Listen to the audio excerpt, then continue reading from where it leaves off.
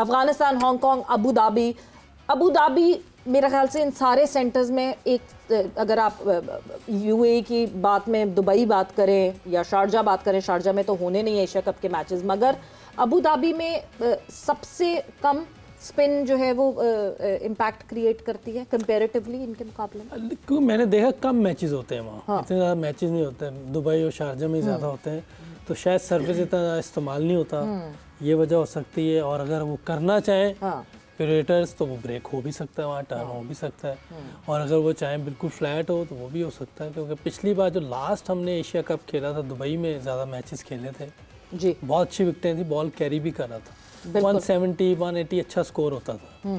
तो देखें, डिपेंड करता है सरफेस कैसा वो तैयार करते हैं वहाँ के ग्राउंड्समैन, और उसके बाद ही पता चलेगा। लेकिन लग यही रहा है कि अच्छे विकेटें होंगी जिससे रन्स बने, क्योंकि इंडियन टीम जहाँ जाती है विकेटें मोस्टली उनकी मर्जी की टाइप की होती है, जो उनको फ़ायदा होता है। जो मैं अभी भी कह रहा था, अगर आप देखें कहीं भी इंडिया को कभी भी ऐसी विकेट नहीं मिली जैसी हमें मिल जाती हैं आईसीसी के टूर्नामेंट्स में। इंडिया को नहीं ऐसे मिलती, हमें मुश्किल में डाल देते हैं किन के जो वीक टीम होती है, क्योंकि अगर इवन विकेट भी वहाँ तो हमसे नहीं जीत सकते वो। आप कुछ एक्स्ट्रा चीज करेंगे, जैसे मैंने बताया कि उस विकेट इंडिया के खिलाफ तो हम जब खेलेंगे तो दुबई में खेलेंगे। इंडिया के खिलाफ हमारा जो मैच लास्ट टाइम आपको याद नहीं, 3-4 स्पिनर्स के साथ आ गए थे, वो तो 4-5 स्पिनर्स के साथ आए थे। कितने के साथ? ये जो जेन्युइन हो तो टर्निंग ट्रैक्स थे उनके सारे स्पिनर्स। तो ये अच्छा, ये देखें वो सारा उधर जो चैंपियंस ट्रॉफी 4 स्पिनर खेल रहे थे, उनकी स्ट्रेंथ थी, उन्होंने वो इस्तेमाल की और अच्छा किया। इस बार पाकिस्तानियों ने भी किया, इन्होंने भी एक्स्ट्रा स्पिनर खिलाया, और ये करना चाहिए। और दुबई की जो एक अपडेट है 8-9 स्पिनर्स, दुबई की जो ऑलराउंडर्स जो है वो सारे स्पिनर्स अपडेट है, वो ये है कि चैंपियंस ट्रॉफी के जो मैचेस हुए थे, those were the last matches played at that venue. उसके बाद से वहाँ कोई प्रोफेशनल क्रिकेट नहीं खेली गई है। इसका मतलब विकेट्स फ्रेश होंगी, और विकेट्स फ्रेश होंगी, जो शुरू का जो इवेंट होगा वो तो बहुत अच्छा गुजरना है। और लग तो ये रहा, अगर विकेटें वैसी ना हो, टर्न ना हुआ, गर्मी तो है ये, गर्मी में टर्न होता है, वो विकेटें थोड़ी सी वो हो जाती हैं जिससे टर्न हो बॉल।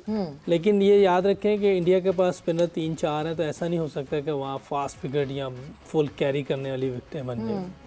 बुमराह है उनके पास, लेकिन हमारी बॉलिंग साइड भी अच्छी है, फास्ट बॉलिंग, हारिस है, शाहीन है, हमारे पास फ़हीम अशरफ बड़ी अच्छी ऑलराउंड परफॉर्मेंस दे रहा है, जब विकेट हसन अली है। हमारी टीम बेहतर टीम है, इसमें कोई शक नहीं। तो विकेटें बनाते हुए उन्हें ज़रा सोचना पड़ेगा कि किस तरह की विकेट बनाए। स्पिन में भी हमने दिखाया है कि हम स्पिनर बॉलिंग भी अच्छी कर रहे हैं और खेल भी अच्छे रहे हैं स्पिनर्स के खिलाफ। तो लो स्कोरिंग गेम पे भी इन्होंने अच्छी क्रिकेट खेली है। लो स्कोरिंग गेम बड़ी टीजिंग गेम होती है जी, उसमें बहुत आपको संभल के बड़ी कैलकुलेट गेम खेलनी पड़ती है। फ्लैट विकेट पे तो पता चल रहा होता है 10-12 करने ही करने हैं, तो वो उस तरह एक गेम चल रही है। लेकिन जो इस तरह की विकेटें होती हैं वहाँ आपको ग्राफ करनी पड़ती हैं चीज़ें, तो मुश्किल ज़्यादा फंसा के रखती है। हाँ, इनसे नहीं हुआ ना अफगानिस्तान से, वरना 140 तो ये आराम से कर लेते हैं, तो जिस तरह खेल रहे होते हैं, चला रहे होते हैं, तो वो तो आराम से कर लेते हैं। लेकिन यहाँ थोड़ी मुश्किल आई है, तो 66 पे आउट हो गए, तो फ़र्क आता है ऐसी विकेटों पे। और ऐसी विकेटों पे वही बात है कि आपको ग्राफ्ट करनी पड़ती है चीज़ें। जिस तरह अभी बात हो रही थी कि हाँ जी फास्ट बॉलर्स पे खेल लेते हैं, बट फिर कोई स्पिनर पे खेले, या क्राफ्ट करना जहाँ पे जो है वो एक मुश्किल काम होता है। But learning from that Iram, हम ऑब्वियसली घूम फिर के पाकिस्तान इंडिया के मैच पे तो जाते हैं बिकॉज उसकी हाइप बहुत ज़्यादा क्रिएटेड है, बट जो ये दूसरी अब अपने ओमान से खेलना है, इंडिया से पहले वो हमारा मुकाबला होना है, maybe then and there वहाँ जो है जो जितनी क्राफ्टिंग करनी है वो कर लें।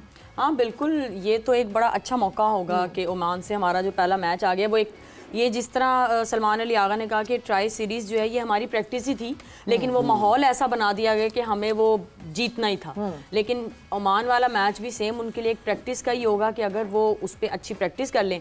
लेकिन इंडिया की टीम जून के बाद से आई डोंट थिंक सो उन्होंने कुछ जो है वो प्रॉपर कुछ खेला है, प्रोफेशनल क्रिकेट नहीं खेली। लेकिन T20 गेम फिर वही बात है कि जिसका एटीट्यूड अच्छा होगा, शाहिद भाई वाली बात कि जो अच्छे एटीट्यूड से थोड़े एग्रेशन शो करके खेलेगा, इंडिया पाकिस्तान की बात मैं कर रही हूँ, तो वो इंशाल्लाह मैच जीतेगा। लेकिन ओमान वाली बात आपने सही किया कि ओमान का जो मैच है वो हमारे लिए प्रैक्टिस मैच से इंग्लैंड के बाद, दौरा इंग्लैंड के बाद उन्होंने क्रिकेट नहीं खेली मेरा ख्याल। ठीक है, बैट्समैन ओमान के खिलाफ 200 सवा 200 रन लगाए, हाँ। बॉलर जो है वो 100 रन के अंदर आउट करे। हाँ, इसका मतलब ये कि टॉस जीते तो बैटिंग करें और बैटिंग करके अपनी बैटिंग प्रैक्टिस करें और उस पर करें। बट खैर वक्त एक ब्रेक का हुआ है, इन मैचेस में तो टाइम है अभी। अफगानिस्तान और हांगकांग आज होगी एक्शन में, डिस्कशन हमारी हो रही है। आज का जो मैच है उसके हवाले से, पाकिस्तान क्रिकेट के हवाले से भी हमारी डिस्कशन हो रही है। Afghanistan and Hong Kong would be in action, Abu Dhabi में ये खेला जाएगा match. But coming towards Pakistan team, और पाकिस्तान टीम की लाला जहाँ बात करते हैं, अभी ट्राई नेशन में हमने देखा कौन कौन से ऐसे कोई लूप होल्स हैं जो आपको लगता है कि पाकिस्तान टीम को सही करने, मतलब सही अब हो जाने चाहिए before entering this Asia cup. Batting आपका मेन है इस वक्त, बैटिंग में नजर आ रहा है कि हमें थोड़ा इंप्रूव करने की जरूरत है। सवेरा ओवरऑल अगर मैं पूरा पाकिस्तान टीम का ग्रुप देखूँ ना, एक तो सलमान अली आगा मुझे इसलिए पसंद है कि पॉजिटिव है, ठीक है ना, ये कप्तान की वो होती है।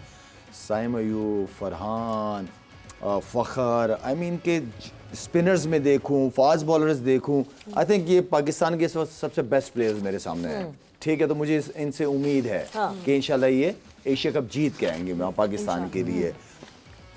परफेक्ट इसमें ऑलराउंडर्स भी नज़र आ रहे हैं, इसके अंदर कंडीशंस के हिसाब से, पिचेस के हिसाब से स्पिनर्स हैं, अगर थोड़ा बॉल कैरी करेगा तो वो फास्ट बॉलर्स भी हैं हमारे पास। तो हर किस्म की वैरायटी है, मेरे पास कोई एक्सक्यूज़ नहीं है। मैं ये नहीं कह सकता, हाँ एक लड़के का लाजमी मैं कहूँगा कि यहाँ पे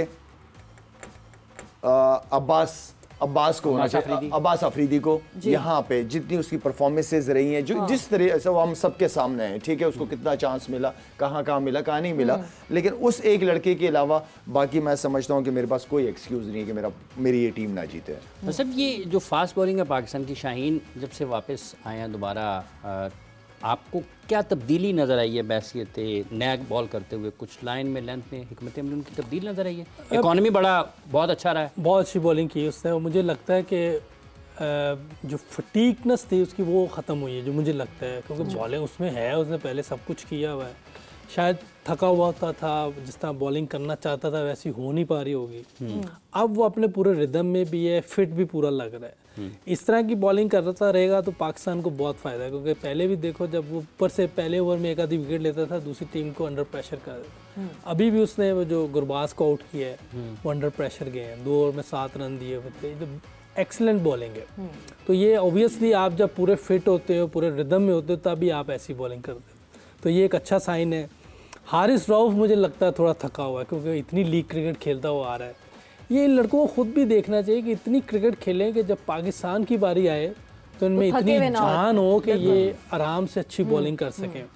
लीग क्रिकेट में ठीक है, समझ आती है कि इंसान को पैसे चाहिए होते हैं, ज़रूरत है, इसमें वो कोई नहीं है, खेलनी चाहिए, लेकिन जहाँ जिस वजह से ये यहाँ पहुँचे हैं पाकिस्तान की वजह से, पाकिस्तान के जब मैचेस आते हैं फिर वहाँ भी पता चले कि आप अभी वैसे ही खेल रहे हैं जैसे आप कुछ फिट हैं, कोई थकावट नहीं है, ये चीज़ें ज़रूर होनी चाहिए। यूसुफ, आप सॉरी बात आपकी मैं काट रही हूँ, हारिस की तो आपने बात की, मैं वापस शाहीन की उस कॉन्वर्जेशन पे आऊँगी, क्योंकि हमने वक्तन फ़वक्तन ये देखा है कि एक फॉरेन कोच का एडवांटेज होता है कि वो मेंटल टॉक भी करता है,